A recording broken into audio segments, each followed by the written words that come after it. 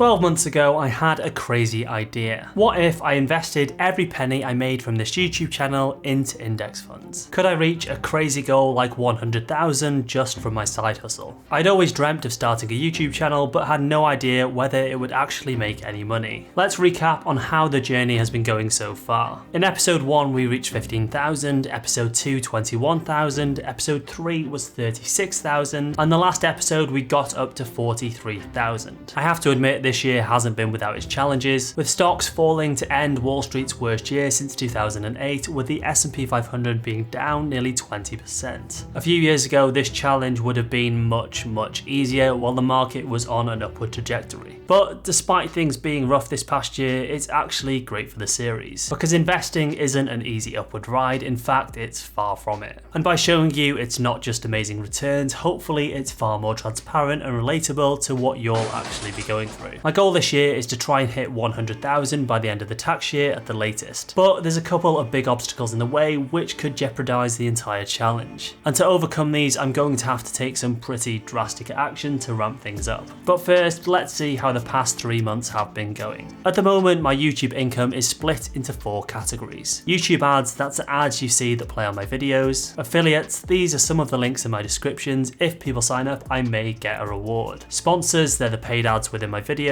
And Patreon, where people can join my Discord, see my regular portfolio updates, and get advice directly from me. So first, YouTube ads. So my advertising revenue has always varied quite a bit. I'm nowhere near the mega bucks you see big YouTubers making, which would make this challenge a lot easier. Since I've been monetized, my lowest month ever was 267 and my highest was 725. That was where I had a surge of beginner investors that started watching my content last year. In fact, my entire earnings for 2022 from YouTube ads was only 5,258, which sounds great, but in reality, for the amount of work I've put in this year, it's really not. So you can see why I need other revenue streams. This year in September, I was able to achieve 335, October was 330, and November was 435. This was because in October, I was actually able to upload 5 videos compared to my usual 4, which is 1 per week. And I always get paid 1 month after, so November's payment is actually for October's videos. I'm pretty happy with that. My average per day now seems to be over £10, which was my initial goal. There's been a few small dips under this in some places and some days over £20 per day. I'd love to be able to achieve £20 per day this year, but we'll have to see how that goes. It's really nice to see that revenue comes in over holidays like Christmas and weekends when I'm not actively working. Next up is affiliates. I've had some really good months in the past with affiliates. This mostly depends on the time of year. For example, more people sign up for accounts in the new tax year and at the start of the year, so I've tended to do better then.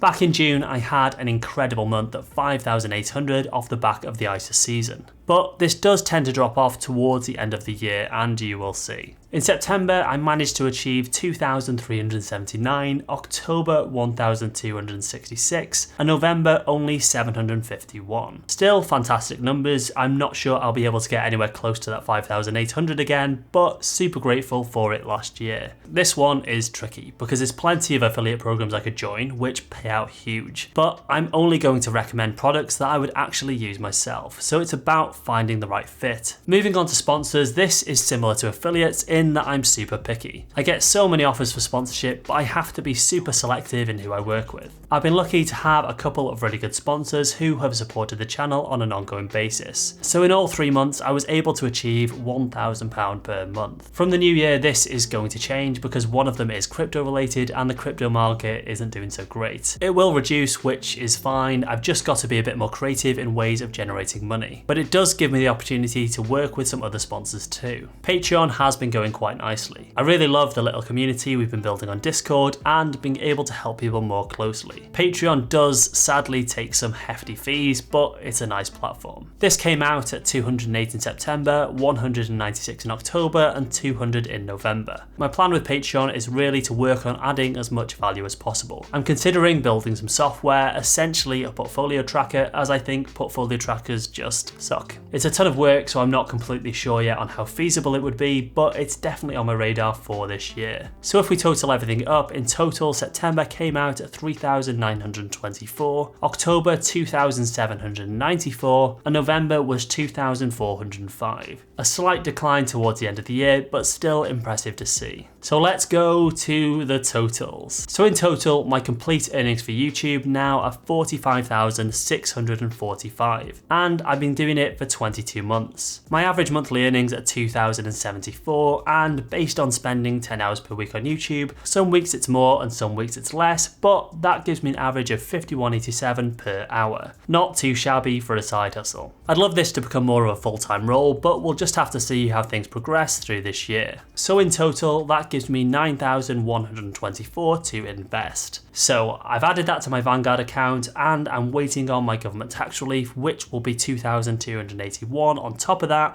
which is that 20% bonus. And that takes my pension total to 54,493, which is amazing to pass the halfway milestone. And this is where we hit a problem. Problem number one, a nice problem to have, but a problem all the same. And that is the limit. Because this series is within a SIP or a pension account here in the UK, that means I can contribute 32,000 per year, which is then boosted by the government to give me 40,000. And this year I've currently contributed 38,628. This leaves me with 1,372 left to add, of which includes the 20% government bonus. So I can actually only add 1,143 for the months of December, January, February and March. Don't get me wrong, I'm not expecting to be able to go over this amount astronomically, but maybe by a few thousand. Now there is something that may be able to help me with this, and that is that you can carry forward your unused allowance up to the past 3 years. And this is something that could be very important for you guys. One stipulation is I must have had a UK registered pension scheme in my name for the years in question. This includes an active member or deferred receiving benefits from a pension scheme,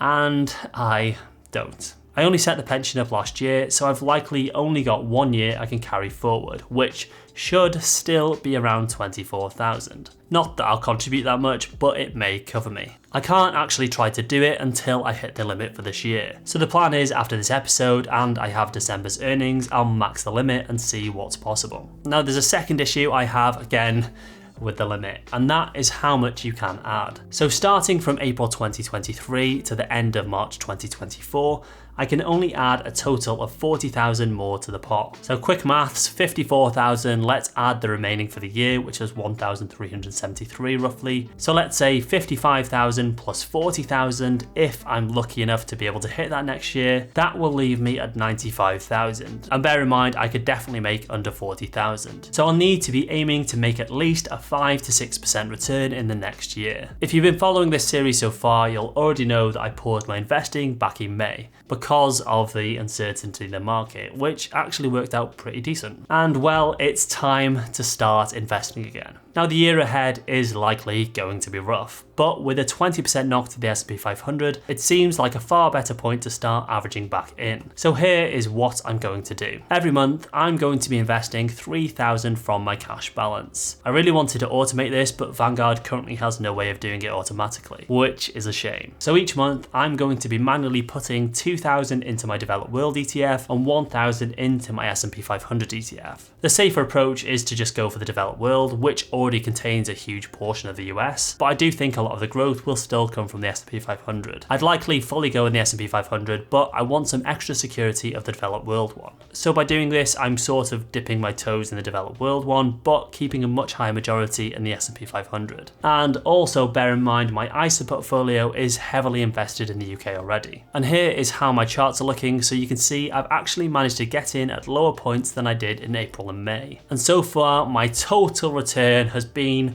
minus 1.15%, which isn't bad at all things considered. What's actually helped me somewhat is the fact I've had so much in cash, and Vanguard is paying around 3% interest, which changes quite a bit, and you do have to ask them directly what it is, which is quite strange. But definitely nice to have on roughly 34,000 that I was holding as cash. On a month-by-month breakdown, we can see September was pretty rough. A couple of green months through October and November, down for December, and another green month so far in January. And if we look at the individual investments, you can see cash has performed best, followed by the FTSE. And here is my total allocations. As you can see, I'm still holding 60% in cash. This is going to come down quite drastically in the next few months as I invest 3,000 every month. I may increase this depending on how things go, but the goal is to average in throughout next year. And remember, although this is great stuff to look at month by month, my timeline for this is roughly 24 years. So with every investment I buy here, I'd happily close the screen and come back in 20 years time to see how it's performing. I can't withdraw this till I'm 57 anyway, which may end up increasing, so I think that's by far the best for you to take. And I'm aware this video is already pretty long, so if you guys have any questions about this series or investing, let me know down below and I'll reply to every comment. Alternatively, if you want more one-on-one help, do check out Discord and Patreon as I can reply much quicker. And it's still super cheap, which will be going up soon. I think there's a few slots left at the current price. So I hope you guys enjoyed this. If you did, please let me know by dropping a like and following along to see just how far we can take this series. And here are some more videos that I think you may also find helpful. Thanks.